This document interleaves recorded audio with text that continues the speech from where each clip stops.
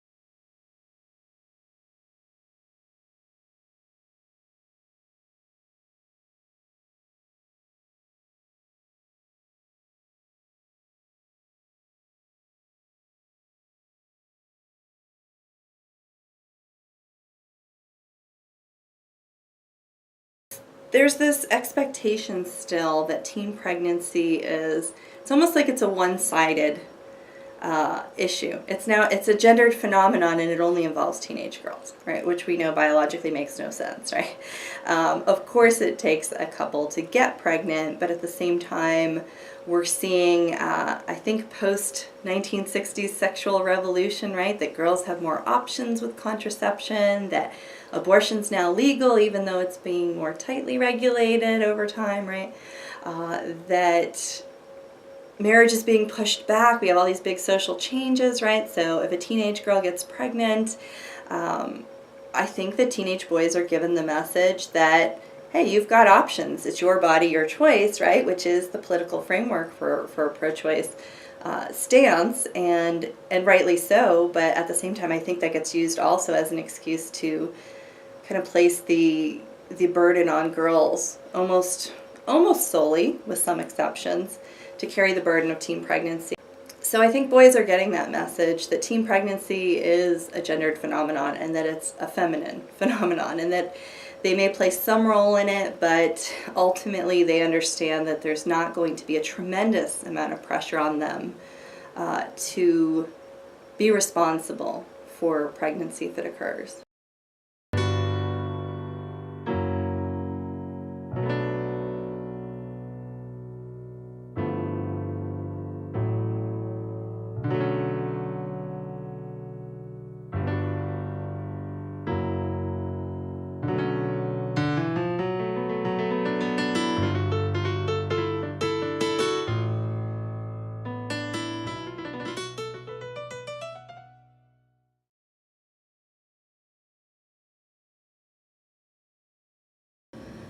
The only thing we really had available back in the 70s for someone, I was about 18 years old, and I was old enough to get things without my mom, but back then it was more prevalent to be 21 years old than 18.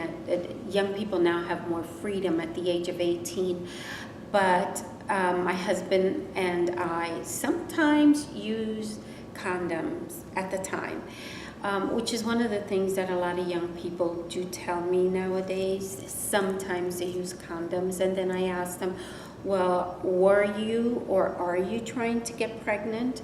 And they usually say no. And so again, I say to them, well, if you didn't want to conceive, why did you not use something? Using nothing definitely exposes you 100% to pregnancies and STDs. Well, I think boys are getting the message that contraception, specifically in the form of condoms, is their responsibility. So, I mean, it's a mixed kind of message, right? We're not allowed to hand them out in schools, for instance, but we talk about them, and so there is that one piece of it in that boys are sometimes getting the message that they should be responsible for carrying condoms around and using them. But it's, it's in the context too of abstinence focused. Even when it's comprehensive sex education, it tends to be abstinence focused sex education. And so, that maybe that message also gets just completely lost in that broader focus on abstinence.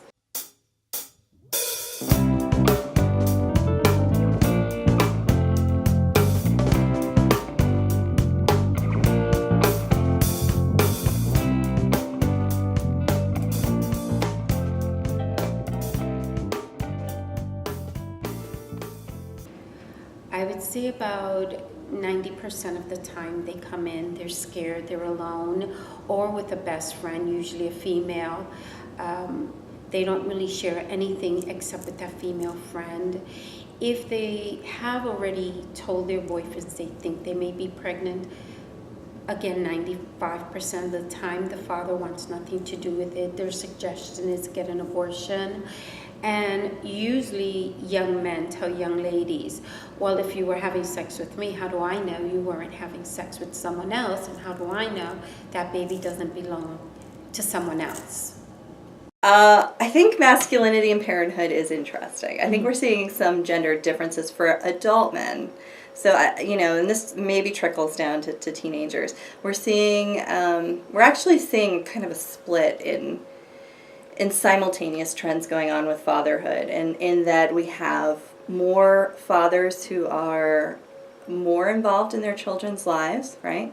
But at the same time, we have this increase in absentee fathers altogether, right? So those are interesting phenomena, and they tend to be based on social class to some extent, right? So there's an increasing pressure on middle class fathers in particular to be more involved in their children's lives, and yet we still have also this persistent focus on masculinity being tied to, for instance, breadwinning. And this matters because if you have the resources to be a breadwinner, you can take pride in being a father, right? Whether or not you're more involved in playing with your kids and showing them affection, right? Breadwinning still comes first. And I think we've been really reluctant to let go of that norm, that expectation.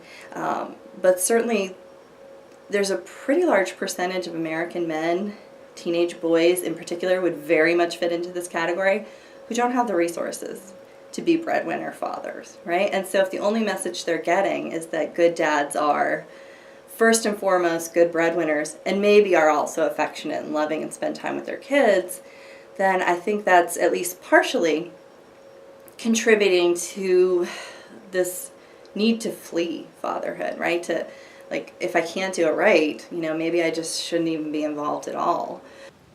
Our philosophy here at the Pregnancy Center is save the mother, save the child. We're not just one of those organizations that's trying to save the baby at all costs. We want to minister to the mothers and to the fathers. We've built the program for the fathers can participate in this because we've been struggling with a fatherless America.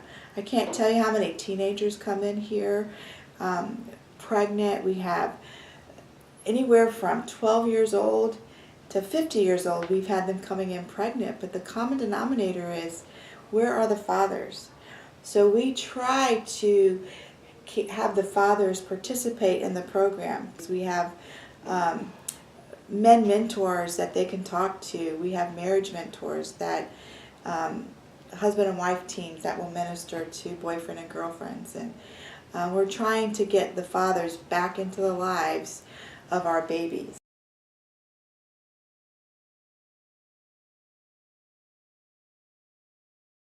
I think we have such a deep division right now that it would be difficult to have a broader dialogue, I guess. You would need a broader dialogue for social change, and I think that right now we're sort of stuck in these patterns where we have created two camps, whether that's accurate or not, two camps who are screaming at each other and no one's listening to each other, right? And they hold vastly different ways of looking at the world, vastly different ways of understanding sexuality.